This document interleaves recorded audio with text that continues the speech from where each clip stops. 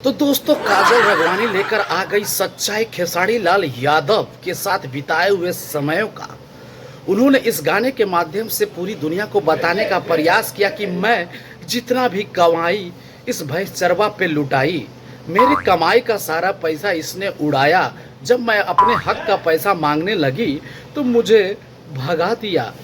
मेरे साथ रिलेशन रखने के बावजूद भी 4 लोगों के साथ रिलेशन रखता था। ये सारी कहानी बयां कर रही है इस गीत के माध्यम से। अब दर्शकों का क्या राय आता है, खेसारी फैंस इस पर क्या जवाब देते हैं, काजल राघवानी कितना विवादों में घिरेंगी, ये सब समय बताएगा। लेकिन आज काफ़ी इंटरटेन के साथ ये गाना को लाया गया है और काफ़ी ही दुख भरा गीत लग रहा है, क्योंकि इसमें अपने दुख को कोई व्यक्त कर रही है। और वो दुख ऐसा दुख है जो कई सालों का दुख है, जिसको धीरे धीरे कभी डिफेंडर के रूप में बाहर ला रही है तो कभी भैंस चरवा के रूप में बाहर ला रही है। जहाँ तक उनको पूरी सच्चाई पता है वैसे वैसे पन्ना बाई पन्ना हर गीत के माध्यम से अपनी दर्द को व्यक्त कर रही है दर्शकों के बीच में। तो आप सोचे समझे कि आखिर इनके जीवन में ऐसा क्यों हुआ, क्या ऐसा जीवन में होना जरूरी था?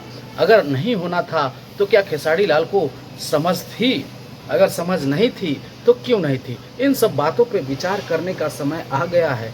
बहुत ही बेहद दुख भरा गीत है।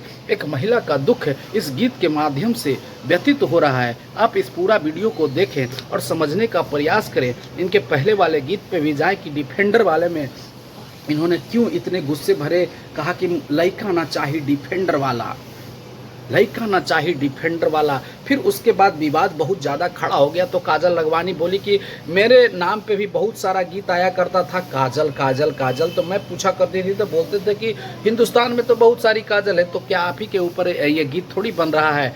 अब उसके बाद खेसारी लाल यादव के ऊपर डिफेंडर के विवाद के बाद फिर से लेकर आ गई हैं भैंस चरवा।